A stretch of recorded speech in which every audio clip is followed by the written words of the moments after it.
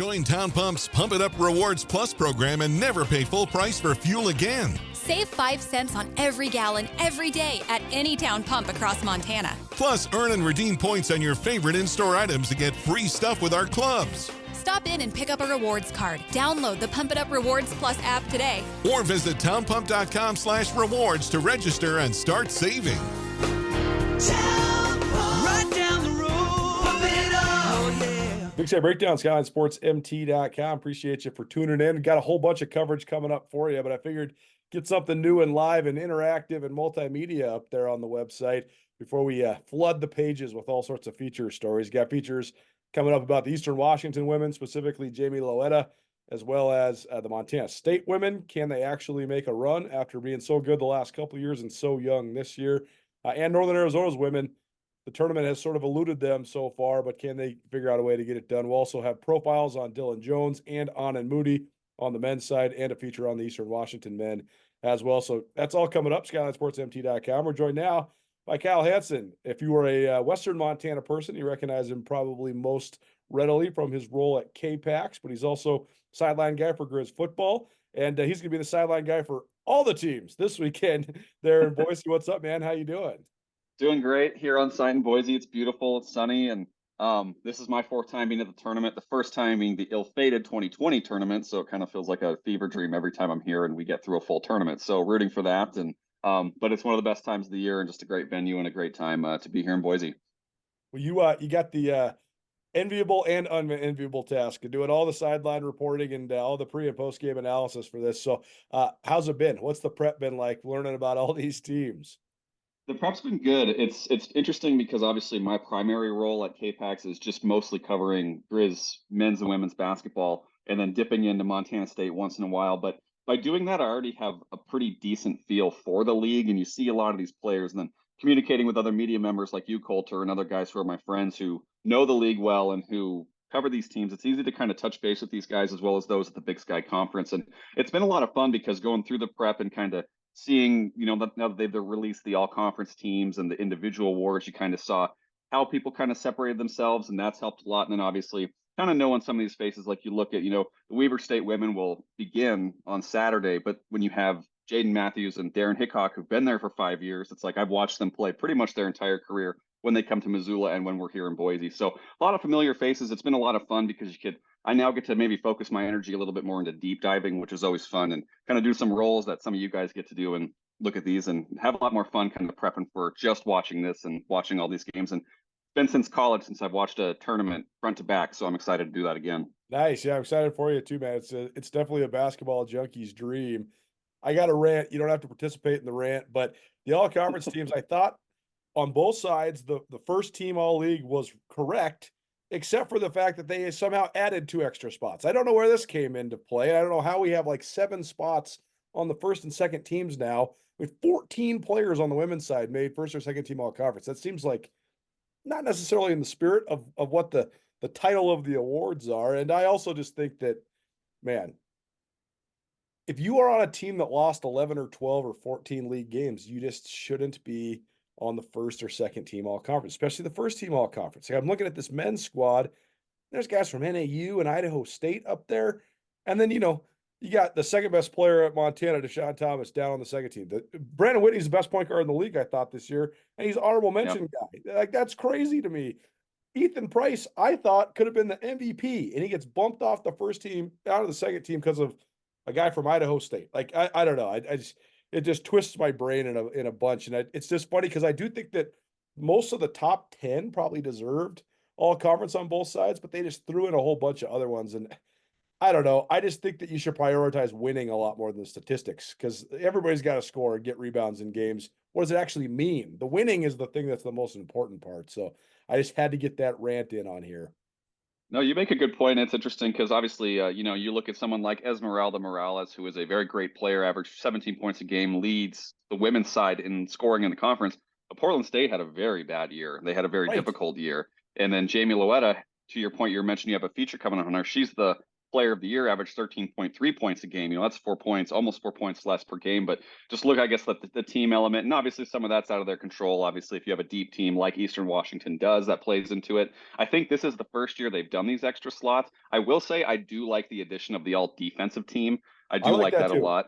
I think that's been fun to kind of like look at this, and you can dive into the stats a little bit more and see why these players have that. But then they get this recognition, like a guy like, Robert Ford, who probably he would have been on this team last year, but he was the sixth best player on that Montana State team, but because they were so loaded. But now he kind of gets to shine. He would have been on this last year too, and so I kind of like that some of these players who maybe aren't going to get that will still get some recognition on that side of the ball. I totally agree. I mean, if okay, Esmeralda is a great example. She's the leading scorer in the conference, so she does deserve some sort of recognition. It just shouldn't be first team. That's just what I'm getting at. Like NAU on the men's side got as many guys on the first and second team as Eastern and Northern Colorado, and more than Montana and Weber. How? It's just backwards. Like they have inverse conference records, and I just think if you lose 11 or 12 conference games, it should just disqualify you from being a first team all league player. You can be second team, that's fine. Look at Dalton. I mean, they got it right last year. Dalton Connect was the leading scorer in the conference last year, and he was second team all conference because his team finished 8th. That's what it should be. So I wish they'd have a higher priority on winning, but I do think they got the MVPs right. I think most of the players on the first team on both the men's and the women's sides were correct. What'd you think of the coach of the years? I thought on the women's side, I thought it was slam dunk, Jody Gleason for sure, for Eastern Washington. And on the men's side, I actually wasn't surprised that David Riley and Steve Smiley shared it just because, Eastern was great and Northern Colorado, they lost everybody and they were second place. So, what did you think of just the conference coaches of the year? I thought it was correct. I'm kind of with you. I was a little shocked to see co-coaches of the year for the men, just because I think I'm just used to seeing the team that wins the league have their coach recognized. But you make a great point about Steve Smiley. Obviously, they lost Dalton Connect, who, he's doing some things over in Tennessee. And, a guy like Dalen Kuntz and some of these other guys, they had a lot of talent last year, couldn't quite win. But then this year to kind of put it together with some new players, obviously landing St. Thomas was an unbelievable get for them. And I think that played out well. And then Jody Gleason, well-deserved. I mean, 26-5 for Eastern Washington, just what a record. And, if they win it all, they're sitting at 29-5 going into the tournament. That's they might get a higher seed because of that. And that's pretty impressive what they've done. Big Sky Breakdown presented in part by Holloway and Hulling Law, your advocates for justice in Montana. Their firm practices criminal defense, personal injury, and family law. At Holloway and Hulling, they combine passion for justice with a deep understanding of Montana law. Nate Holloway, Nathan Hulling, they have more than 25 years of experience. Their team offers expert legal representation, criminal defense, personal injury, and family law. Visit montanalawyers.net. I've been practicing for over 12 years. I was born and raised in Missoula. This is where I want to practice. This is my community, and I want to be there to help the people who I grew up with. I began my legal career in the United States Marine Corps. And I moved to Missoula, Montana and began practicing, and I just couldn't imagine a better place to live. What inspired me to become an attorney is I really have a passion for people, especially helping people. What we do here at Holloway and Hulling is we represent people that are in a very difficult time of their life, and we're here to make sure that their rights are protected and they get what they deserve. Let's talk about the contenders in this tournament. I guess first of all, let's start with what I would call the field. We've seen this since it moved to a neutral site. The only team that has ever played on the first day and made it all the way to the championship was Idaho State. They did it twice on the women's side. Both times they lost in the championship, though. So it's basically to this point been proven that if you play on the first day, you're going to have a really hard time going all the way.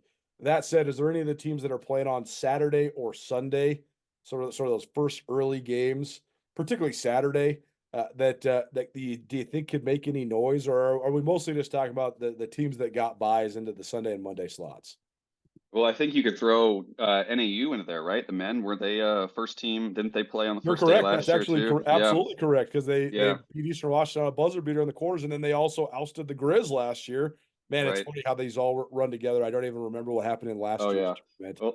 Well, like I was saying, I've only done this 4 years. You've been doing this forever, since the Reno days. So I don't even know how you do it in that regard. But it's interesting looking at these because you look at these first group of games, and it's tough to assume that some of these teams will get past the contenders, because I think the contenders in both the men's and women's brackets were so separated from the rest of the pack. You look at the top 3 to 4 teams in those brackets, and it's just hard to look at that. Now, that being said, on the women's side, you look at Sac State, had a rough year, started to pick up some wins later in the season on the women's side. It's like, how much of that is real? Obviously, they have an absolutely tremendous freshman in Summer Hansen, and but they're going to get their first tournament experience. You don't quite know how it's going to play out. And then Idaho State women, you just never know. Great coaching, gritty team. They seem to always kind of make a run. Should they be able to get past that first game? Could see NAU in the quarters, and then it's kind of that weird thing where it's like one team has seen the court, is kind of warmed up, whereas those top two seeds always are kind of trying to kind of get their feet under them while the other teams started. On the men's side, it's kind of hard to predict just because Eastern and Northern Colorado are two teams that have struggled a little bit. And obviously, as you mentioned, Eastern Washington upset last year in the quarterfinal round on a buzzer beater. They're going to get the winner of Idaho and Sac State. Seems like a tough game because it's just, you look at these teams, Sac State obviously finished last. Idaho, a lot of new faces transferring in, seeing the Big Sky tournament for the first time. So it's going to be interesting just to see maybe how these teams look on Saturday. But, it's kind of a prove it thing for Eastern and Northern Colorado, right? To see if they can get past that quarterfinal round and kind of live up to those seeds. Yeah, to me, I think that the tournaments have, I think, probably 4 true contenders on the men's side. But I actually after Monday, I think there's 5 contenders to maybe get to the semi portion of the deal, just because I would have said it was Montana, Eastern Washington, Northern Colorado, and Weber. But now I put the Cats in there only because the Cats just beat Weber. So, Right. Who knows if they can spring an upset. And, Montana State also, even though they've had tremendous ups and downs so far this year, they also beat Eastern Washington earlier this year as well. So if they were to beat Weber and get Eastern again, who knows? Maybe that's an interesting matchup. And then on the women's side, though, I think that there's, Krista Redpath and I have been battling about this for the last couple of weeks. I think there's only 3 contenders on the women's side. I think it's Eastern Washington, Northern Arizona, and Montana. If Montana State or Northern Colorado sprung an upset somewhere along the way, that wouldn't totally shock me, but them actually taking a full run would be interesting. So, I mean, what do you think of just the field of contenders on both the men's and women's sides?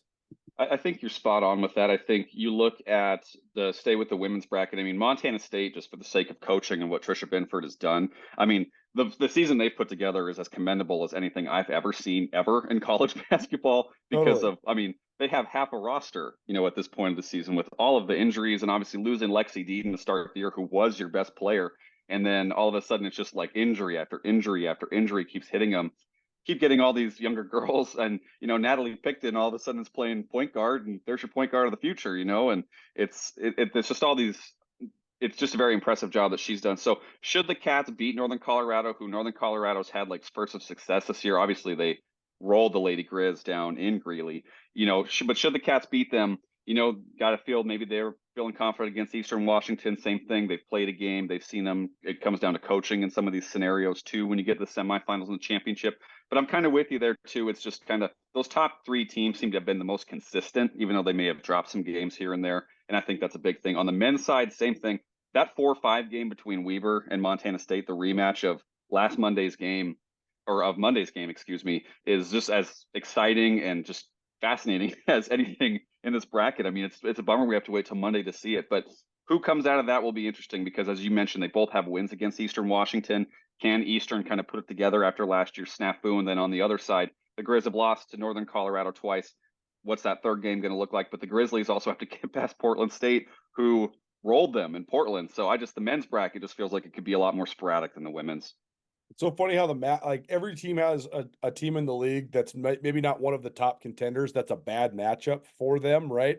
Like the Eastern Washington women, that team's Montana State. Like Montana State beat Eastern in Cheney and then only lost by 2 in Bozeman. I mean, that is basically the even score in the 2 contests between those 2 teams. I guess Eastern won by 1 point between the 2 games between Montana State and Eastern's women. That's like the tough matchup for them, right? But everybody in the league seems to sort of have that. And you wonder if that's the same thing on the men's side, if Montana State's that same sort of kryptonite for the Eastern Washington men. But who knows? You might not have to play that matchup, right? Because if neither of those teams get out of the 4 or 5 game, you never know what's going to happen. I also wonder, Dylan Jones is the guy that's gotten the most headlines in this league and in this coming into this tournament. Right. He's done a pretty admirable job of handling the spotlight. They've certainly had their ups and downs there at Weber State, but by and large, to be able to have the target on your back and be this NBA prospect and then go out and become the first guy in the history of the league to lead the league in points, rebounds, and assists. That's pretty darn impressive. I mean, he's not even It a point is. guard, and he's leading the league in assists. That said, I wonder what's in the back of his mind, because as we've seen, some of the best games we've seen, and also maybe perhaps the worst game in the history of basketball, was played between Montana State and Weber State. I mean, we were like dying on press row. Like, will this game ever end? It was a great battle in terms of competition, but in terms of basketball, my goodness. I mean, we're talking double Rough. overtime of games in the 50s. Nobody's making shots. Everybody's just completely worn out. But I just wonder that factor, though. I mean, Dylan Jones has left it all on the court against Montana State 2 years in a row, and they've broken his heart 2 years in a row. You wonder if he has like a vengeance towards MSU coming into this matchup, or if they just have his number. That's just like the monkey he can't get off his back. That part's interesting to me. I completely agree with you. And to sum up that game too, I think I told you this the other day, the final alley-oop dunk from Raekwon Battle in last year's game. I was on the baseline shooting video right as he dunks at referee right in the entire way. Just kind of summed up the whole game for me of just not getting the video of the game-winning dunk, and then also suffering through that game. But you make a great point. Like, Weber State has had 2 runs to the semifinal round, both with heartbreaking losses to the eventual Big Sky champion, who then went on to play well in the NCAA tournament, especially last year in Montana State. So is this kind of the breakout year? And you could kind of say the same thing about the Northern Arizona women, right? They've been to the championship game 2 years in a row. Is this the year they kind of break out and get it done? So, but to go back to Dylan Jones, you got to think that, like, you got to come in with as much fire as possible, right? He's handled the target on his back. He's exceeded expectations, which is even hard to believe because they've been so sky high. Like you mentioned, the NBA potential and the pro potential. So and then losing on Monday, right? I mean, they beat the Cats. They're sitting at the 2 seed. They're playing on Sunday versus Monday. And so that's got to feel you. I mean, it's just a great little rivalry they have going, because we think of Weber and the Grizz always having this rivalry, but now it's with Montana State. And same thing, Matt Logie, first time coach in the Big Sky tournament. What's he going to be like? How is his team going to handle the spotlight? They obviously have some vets with Robert Ford, Tyler Patterson, Sam Leckalot, those guys who have been on championship teams. But on the flip side, Weber just feels like they're due at some point, right? And it's gonna come down to him, and then some of that supporting cast maybe elevating Dylan Jones as well to maybe get them back to the semifinals once again. There's this notion in basketball. I'm so fascinated by mid-major basketball in this realm, because there's only a few parallels to the NBA, but there's one pretty distinct one, and that is the difference between having a player that can completely take over a game and maybe just completely lead you on a tournament run, or having like a complete team. And to me, that's what you're looking at when you talk about like the main conference contenders on the men's side. Can Dylan Jones will Weber State all the way to the championship? Can Right. St. Thomas do the same thing for Northern Colorado? Or is it the other side where, like, Eastern Washington just has 7 pretty dang good guys, but not like this one dominant type of guy? Although I do think Ethan Price is really underrated. I thought he should have been on the first team all league. I think he makes it all go for him. But regardless, Eastern does it with their depth, their continuity, their team element. Montana, same way. I mean, Anna Moody's a dominant scorer, but he needs people to help him get the ball because he's not an on-ball guy. And Montana Mhm. sort of does it with this spread attack as well. So what do you think of that sort of dichotomy? It's like the powerhouse players in Dylan Jones and St. Thomas versus these more complete teams in Eastern and Montana. Right. If it plays out to chalk, we're going to see exactly what's the better situation, right? Because if you get these top 4 seeds playing each other, where it's Eastern playing Weber, the team versus the star. And then if you get Northern Colorado playing the Grizz, the team versus the star, you're going to see those elements. It feels to me, it totally depends, because you look at Montana State the last 2 years, just as the example of what was going on. They were a stacked team, but then you also last year felt like Raekwon Battle took his game to another level and became that star, right? 2 years ago, you would say you had the team. In my opinion, you would say you had the team, good coaching, things like that. Last year, you had a little bit of both, and kind of the perfect storm for Montana State to get that. But it seems to come down to just I think I would lean team personally, because I think if you just lean a star, sometimes it can just wither. Because obviously last year, when Dylan Jones had a rough game in the semifinal game, he wasn't getting much help from the other guys. It just happened to correlate with the Montana State Bobcats also having a bad game as a team, and the game was so close, went into overtime. And so I think when it comes down to it and comes down to tournament times, you need the team, you need people to step up. All eyes are going to be on a guy like Anand Moody when it comes to the Grizzlies, but now that teams are starting to game plan for him, that's where you're going to need your Brandon Whitneys to show up in the tournament. That's where you're going to need your Deshaun Thomases to show up in the tournament. You're going to need Laulu Oki to maybe be that double-double guy or get some big buckets for them. And then on the flip side, you're going to need that for Eastern Washington. Ethan Price, Cedric Coward, Casey Jones. You're going to need these guys to all collectively handle it, because it's 3 straight games for some of these teams, and sometimes some teams will have a break in there, but that's a lot to ask from a guy 3 straight nights, and you're going to need some other people to step up. So personally, I would lean team. It seems to be the women's teams tend to have teams, or the team element kind of work for them. That's what the Eastern Washington women have going for them, and it just feels like maybe you're a little stronger and deeper, and that fatigue doesn't quite hurt you as much. No doubt. Schulte Law Firm legal tip of the day: never consent to a search. Always inform law enforcement that they need to procure a warrant if they want to search your vehicle or your residence. One exception: if you are at the border.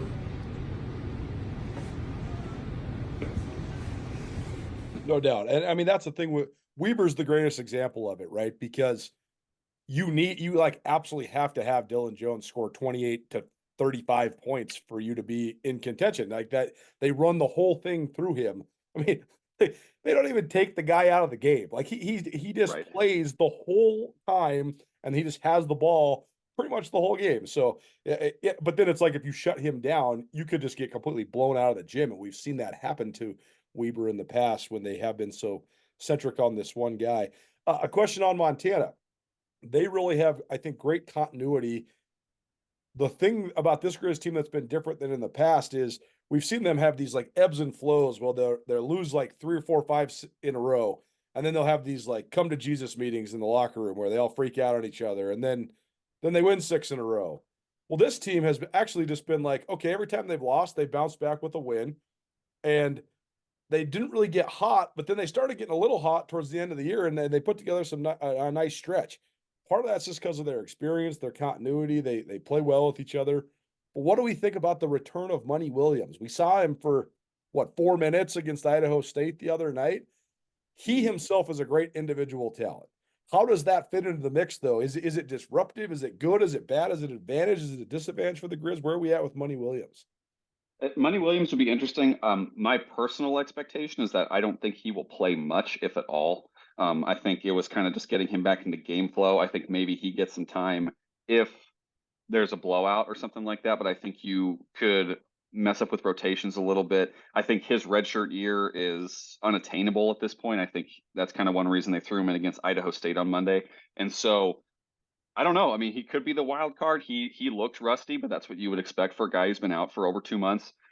So I don't know where he's going to fit in, but you make a great point about how the Grizz, especially in conference season, every time they lost, they bounced back, right? They didn't let things spiral. They had some tough losses. They had some blowout losses, especially to some contenders like Northern Colorado, and they lost to Portland State on the road in a pretty bad loss, but they never let it snowball. And then I think when you close the season out with kind of like the game against Idaho State where you need it, but it's kind of hard to get up for it because everybody's kind of looking at Boise.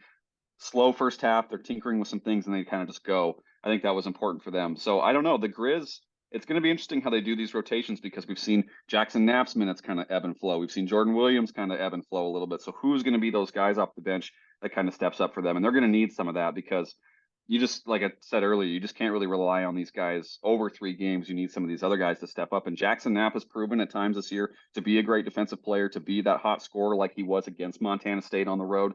So I don't know with the Grizz, man. It'll be interesting with Money Williams. Maybe we'll see him a little bit, but I just think for continuity's sake, it might be tough to really try to squeeze him back in, especially he's probably just trying to get his legs back under him at this point, I would assume.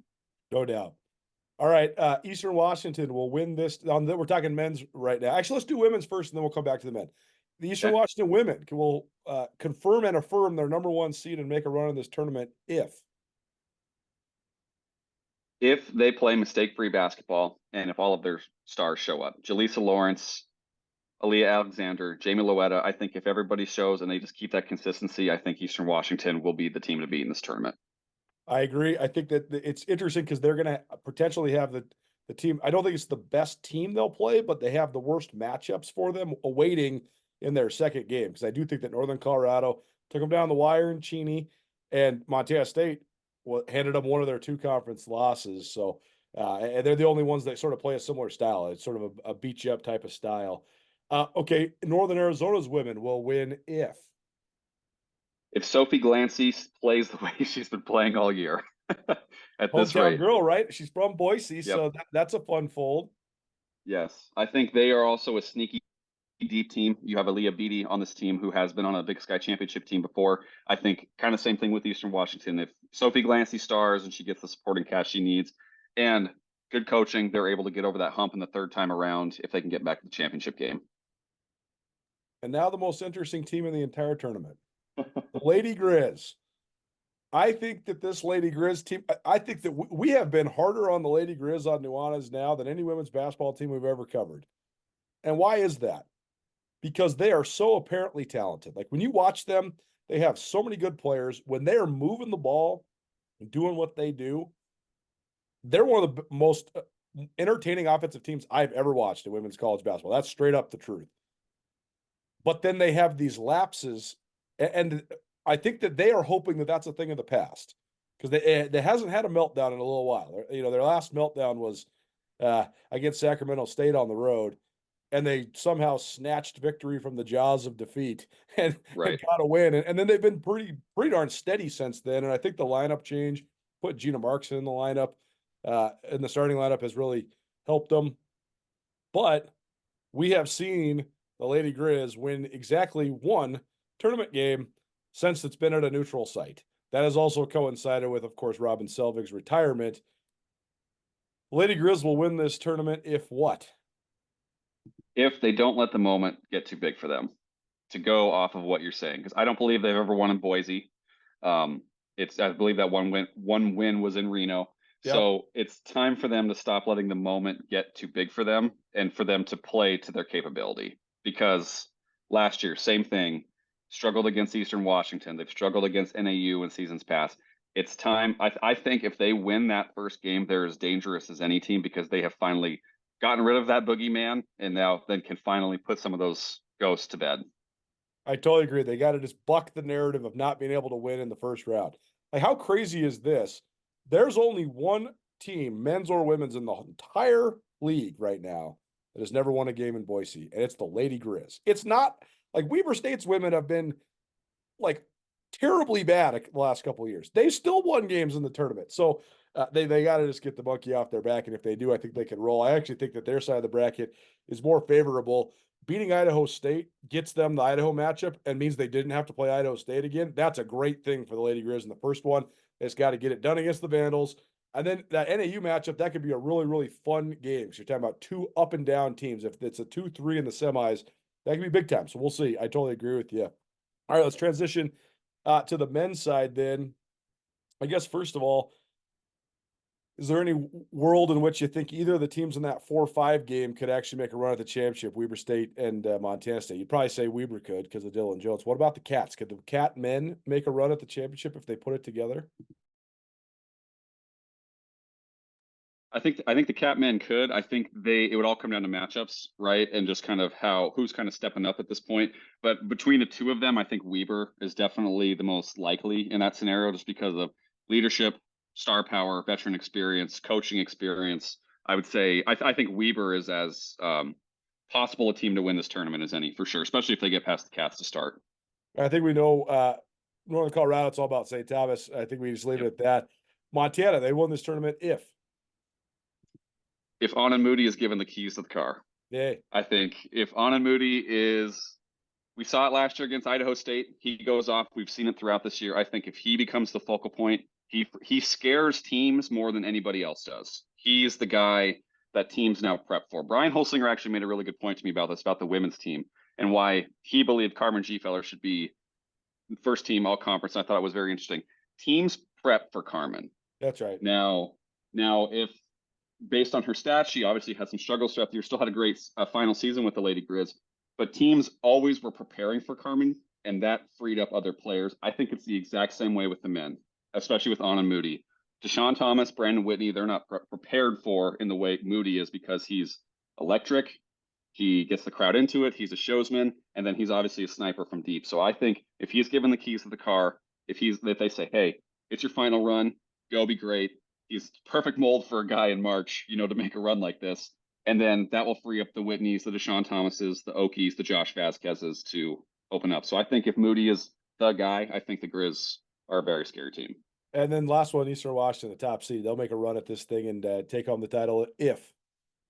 Similar with, I think kind of the Lady Grizz, I think if they win that quarterfinal game and they kind of buck the narrative of last year, and then same thing, team basketball. I think if Cedric Coward and Ethan Price keep that consistency, play the way they've been, Casey Jones, one of the best defensive players in the league, I think if they do that, the Eastern Washington Eagles will get it done. Well, I know you got a production meeting. We got to go. So I appreciate you doing, man. Thanks so much for being here. Kyle Hansen here on the Big Sky Breakdown. Good luck with everything, man. I'll see you on Sunday. Appreciate you, Colter. Look forward to getting you down here, and thanks for having me I've on. been practicing for over 12 years. I was born and raised in Missoula. This is where I want to practice. This is my community, and I want to be there to help the people who I grew up with. I began my legal career in the United States Marine Corps. And I moved to Missoula, Montana and began practicing, and I just couldn't imagine a better place to live. What inspired me to become an attorney is I really have a passion for people, especially helping people. What we do here at Holloway and Hulling is we represent people that are in a very difficult time of their life, and we're here to make sure that their rights are protected and they get what they deserve.